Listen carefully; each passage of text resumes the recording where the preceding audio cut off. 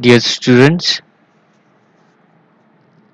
in this video we'll be discussing a very famous inequality in an inner product space called as Cauchy-Schwarz inequality. Cauchy-Schwarz inequality states that for any x comma y in V, where V is an inner product space, we have the relation between the inner product of x and y with their norm. So it says that mod of inner product of x comma y is less than or equal to norm of x into norm of y. This is the statement for the Cauchy-Schwarz inequality. Now this is the additional statement, so which says that the equality is attained provided these two vectors x and y are linearly dependent. So first we'll prove the inequality, Cauchy-Schwarz inequality, and then we will move on to this additional statement which talks about the uh, the equality of this particular inequality.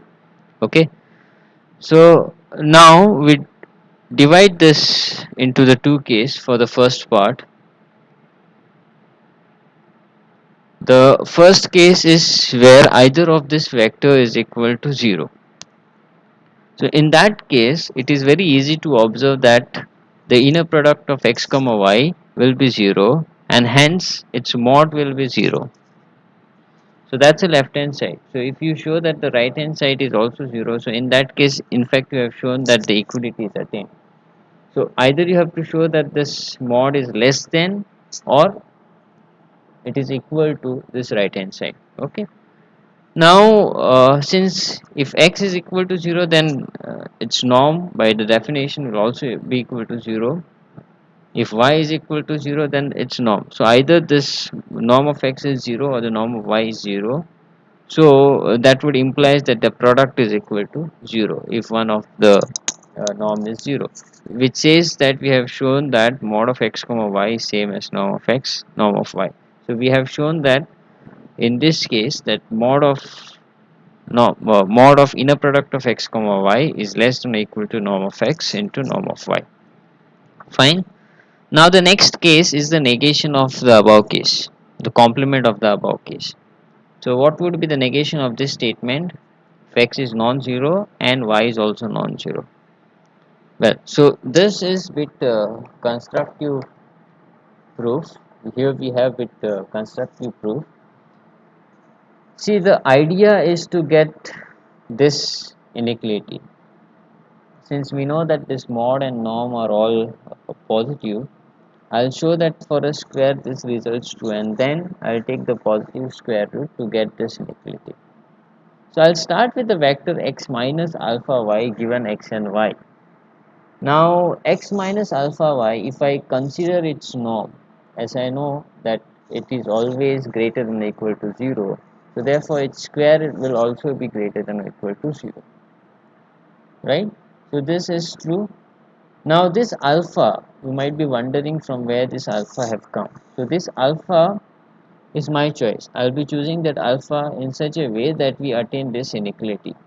So that's the reason I'm starting with this particular vector. Okay.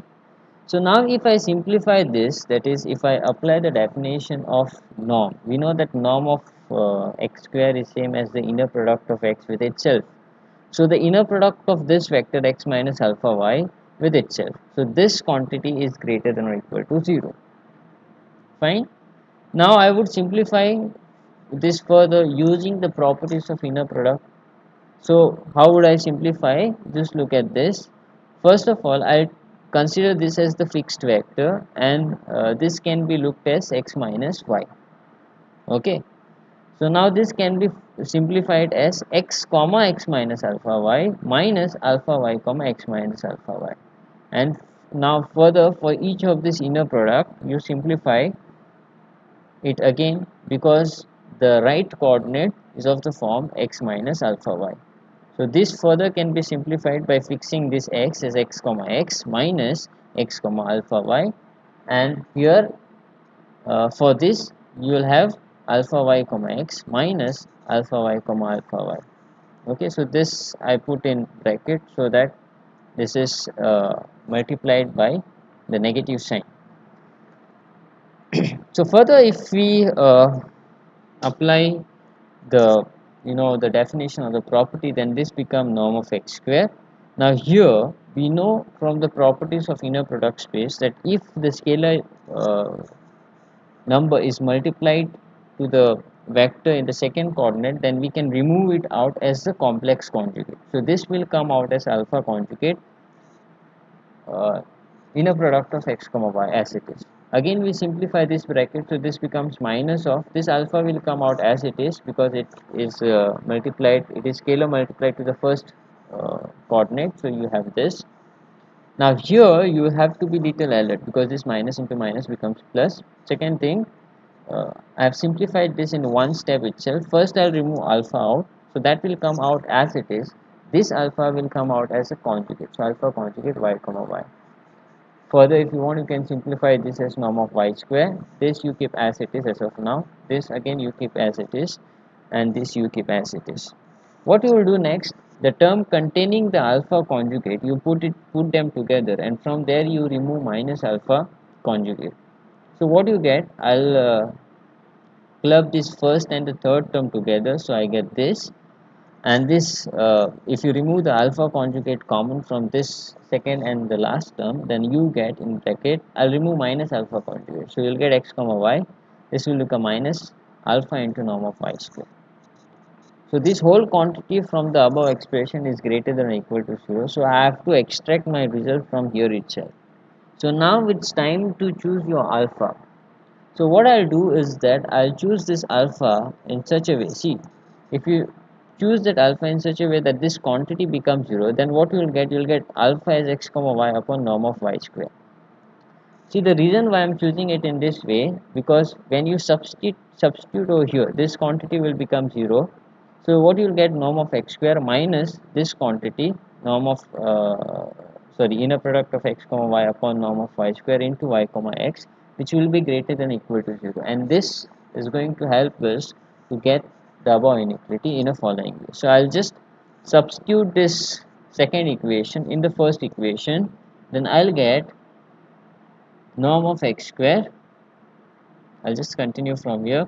Norm of x square minus alpha in this case is now x comma y upon norm of y square, and this term as it is y comma x, right? And this whole thing become 0. This is greater than or equal to 0, which in turn implies that norm of x square minus x comma y.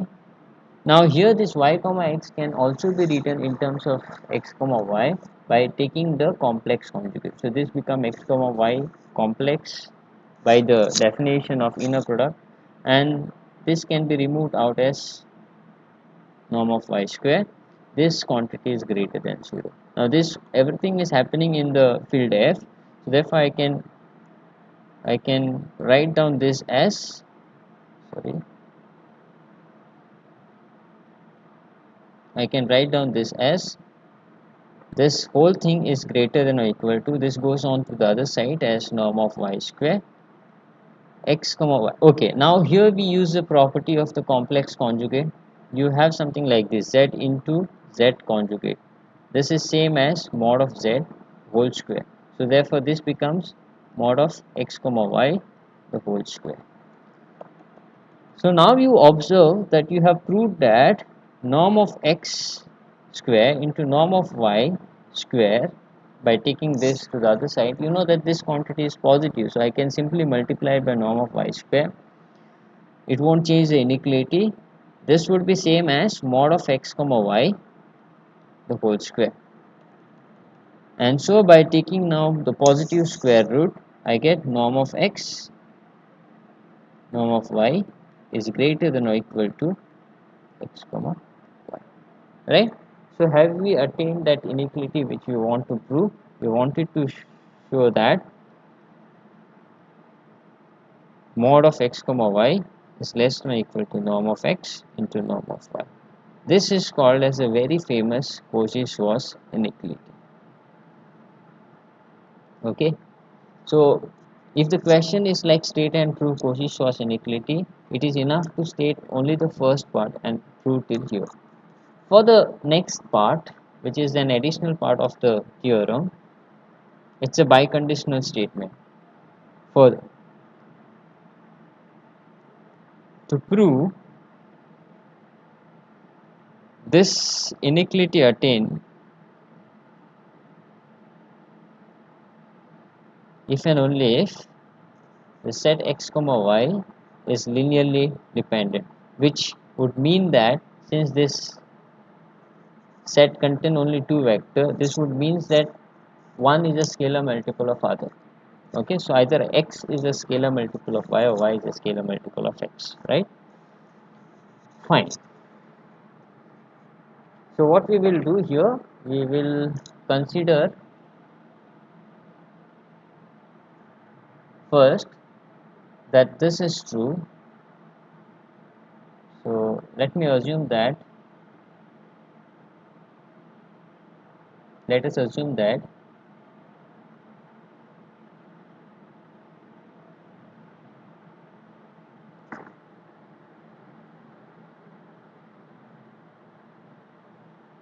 let us assume that this is true. That's a direct part. Let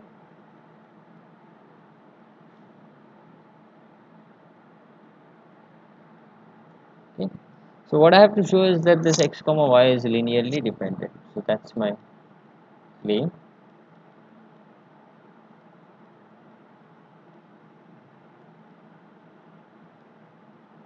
Right?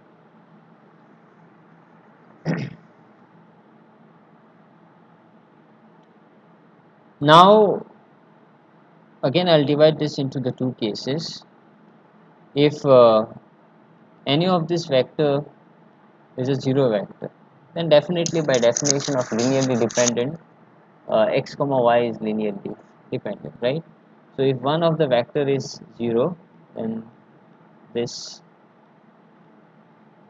directly implied that x comma y is linearly dependent. So we will ignore this case and we will go for the case 2, that is when both are non-zero.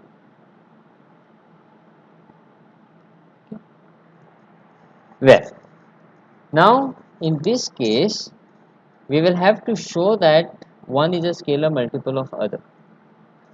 So once again we will have to look for the scalar such that y can be written as that scalar into the vector x. So see, first of all, we have to guess what is that scalar have to be, and from the above computation, you can immediately conclude that the scalar have to be, see, I can show that y is same as say y comma x upon norm of x square into x. So this is what we will be proving. So what I'll do to show that this equality attained, I'll consider the vector y minus this particular part, and I'll show that that vector itself is equal to 0. So this is something which is out of box, okay, and this is what we'll be showing. This is the scalar that is acting over here, and this scalar is very well defined because x is non-zero. Okay, so I'll start by saying consider the vector z as y minus y comma x upon norm of x square into x.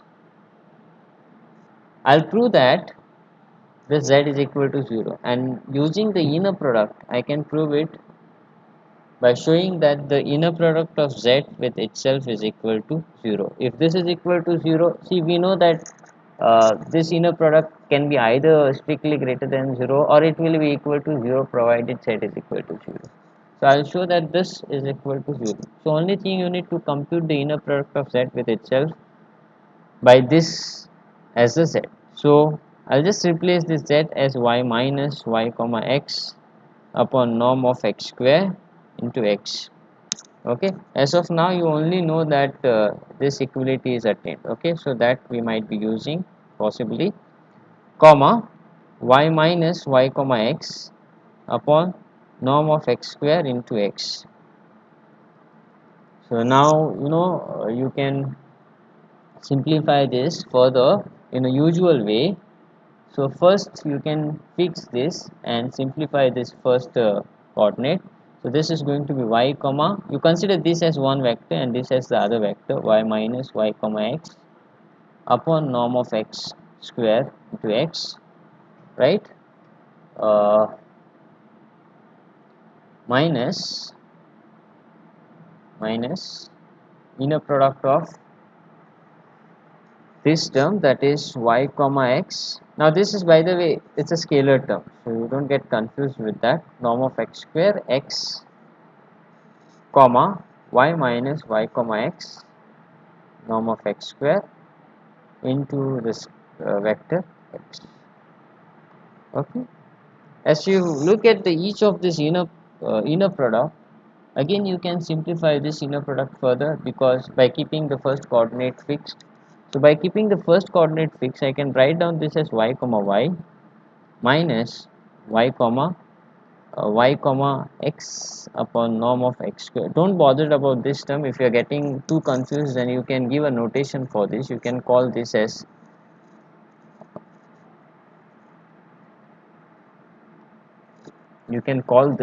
as alpha, and then you can later substitute that alpha at the end of the step. Okay, meanwhile I prefer doing it in this way itself. So this will become y comma this term. Same way, you have you will have two terms for this by fixing the first term. So it's going to be minus inner product of y comma x upon norm of x square x comma y. Minus into minus will become plus, so I have simplified it there itself. Y comma x upon norm of x square x y comma x norm of x square x. Alright, fine. So now simplifying this further using the definition of norm, this becomes norm of y square, and from here you can remove this scalar out. To remove this scalar out, you will have to take the complex conjugate of this, because this is coming in the uh, this is coming in the second coordinate. So this will come out as y comma x upon norm of x square, the whole complex. Okay, the whole conjugate. All right.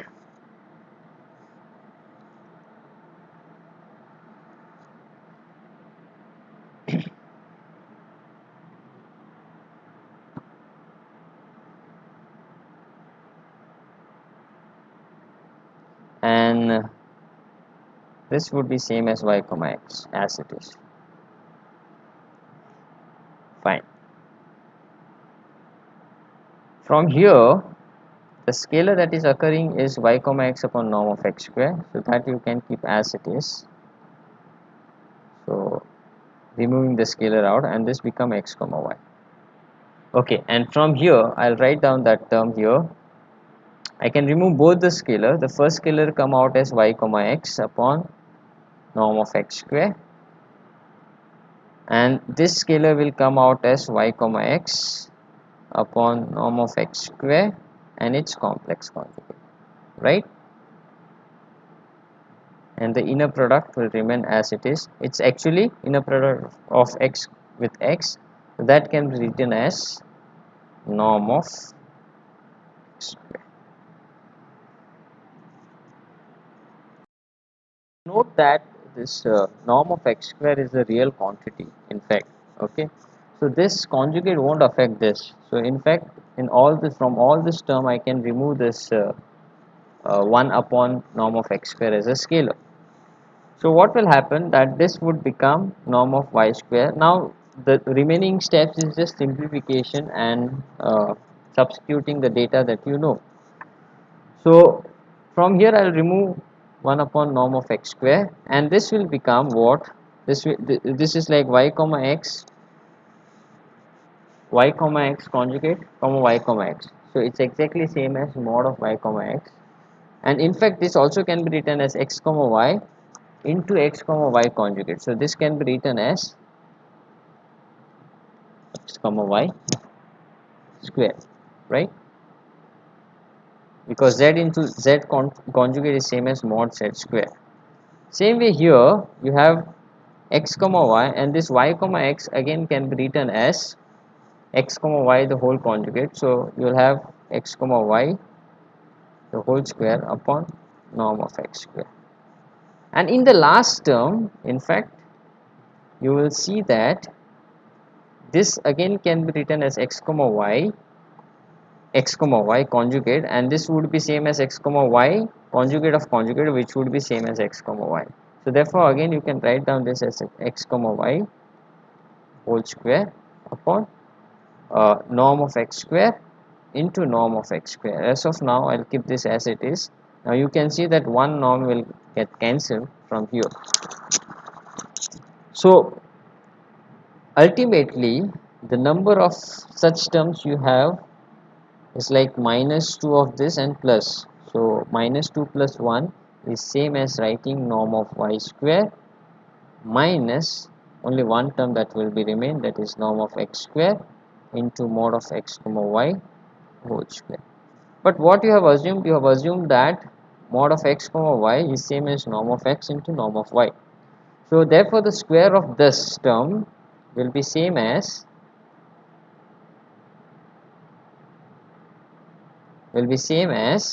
norm of y square minus 1 upon norm of x square as it is. This would become norm of x square into norm of y square. So this and this gets cancelled, and what you get exactly norm of y square minus norm of y square, which is equal to 0. So basically what we have proved is that z comma z, inner product of z comma z is equal to 0, which ultimately says that the vector z have to be a 0 vector. But what is the vector z? It is y minus, look at the z the way we have constructed, it has to be y minus y comma x upon norm of x square into x. So this is same as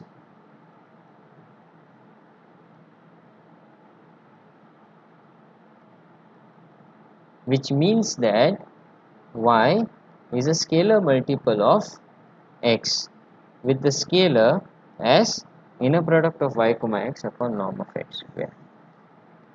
So therefore the vector x comma y are linearly, this set is linearly dependent.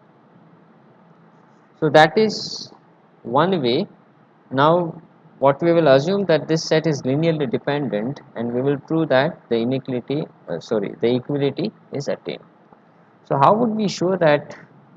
So that is the converse part. Conversely, if I say that x comma y is linearly dependent, this means that x is a scalar multiple of y where alpha is in f. Okay,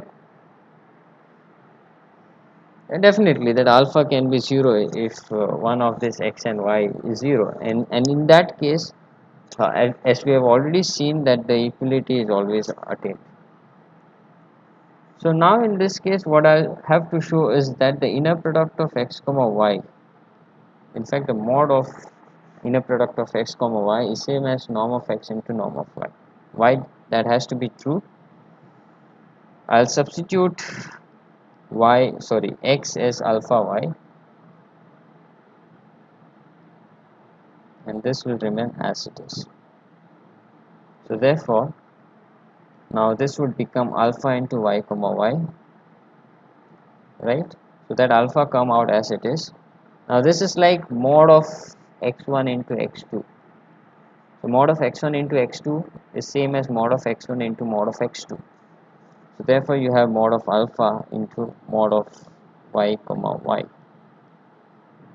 But what you know about this y comma y is that it is same as norm of y square, right?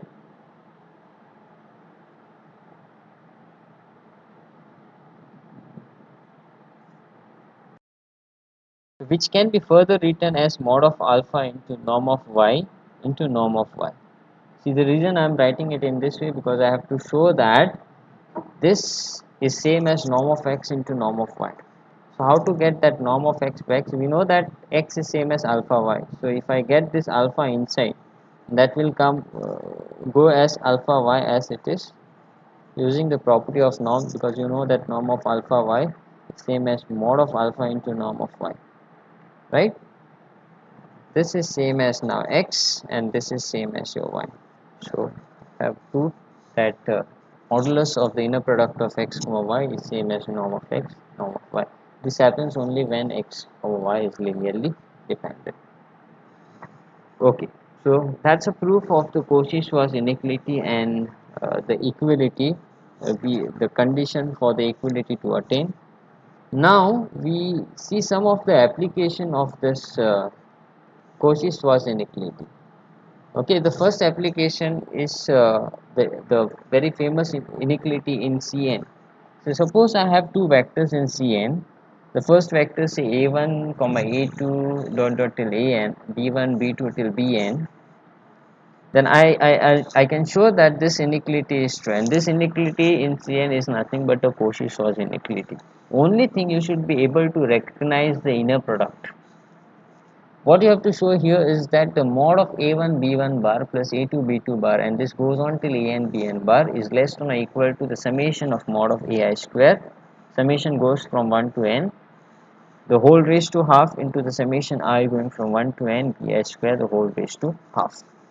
Well, so this left hand side gives you the hint of what inner product that we are talking about. And in this case, see, look at this term.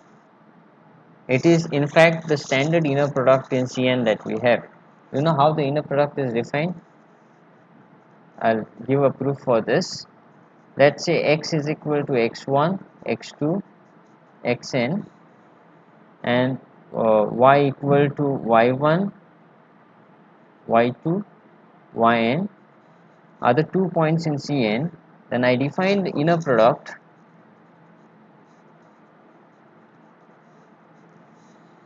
on the Cn cross Cn to f by this way: x comma y is same as x1 y1 bar plus x2 y2 bar, and this goes on till xn yn bar.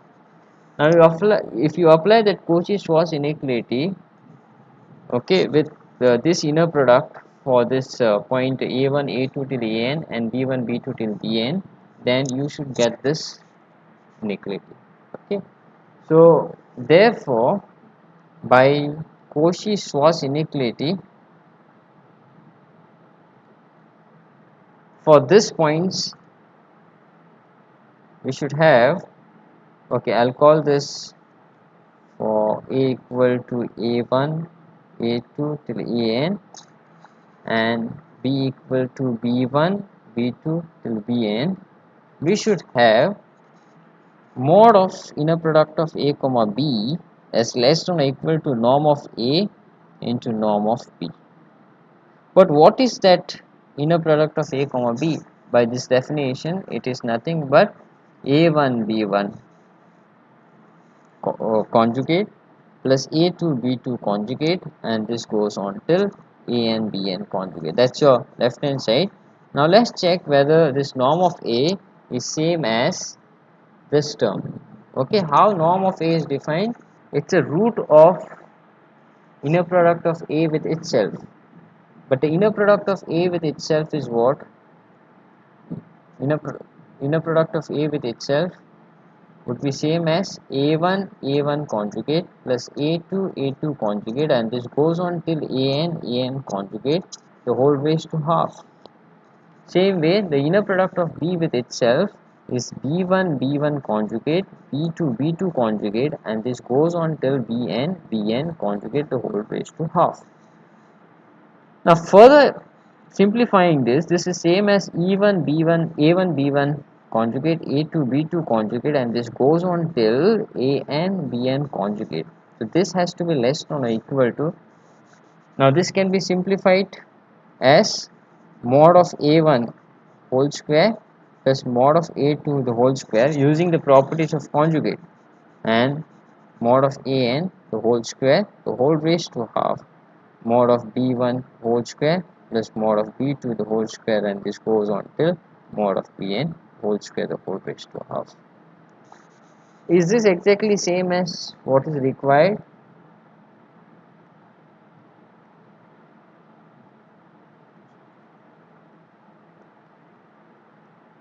This is in Cn, by the way. So this can be written as the sum of ai square, I going from 1 to n, the whole raised to half. Same way, this can be written as bi square, I going from 1 to n, the whole raised to half. That's it. This is what we wanted to prove. Okay. So in fact, in with the standard inner product, you can also prove that. See, in Rn, you can prove this. For any two vectors x1, x2 till xn and y1, y2 till yn in Rn, modulus of x1, y1 plus x2, y2 plus dot dot xn, yn, and yn. That's a dot product. That's a standard inner product on Rn. So this has to be less than or equal to norm of this vector, which is same as xi square. In fact, xi square can be written as mod of xi square also, because it is greater than or equal to 0 x for each xi in R. Okay, so xi square plus x2 square, and this goes on whole raised to half. Okay, and same way you will have y1 square, y2 plus y2 square, and this goes on till yn square the whole raised to half. So you get this inequality. Not only that, even for this particular space C of a comma b, and with this particular inner product of f comma g is same as integral of a to b f into g complex conjugate. By Cauchy-Schwarz inequality, you can verify that we will get this particular inequality. Okay, so these are all examples of Cauchy-Schwarz inequality. So you have seen the different uh, ways of Cauchy-Schwarz, the different representation of Cauchy-Schwarz inequality in each of these spaces. But in an inner product space, we generalize them all with respect to their norm and with respect to their inner product. Okay, so with this, I stop this lecture. I end this lecture here. Okay, so next we will be discussing the remaining property of uh, an inner product space in terms of the orthogonal set and orthonormal set. Thank you very much for watching this video.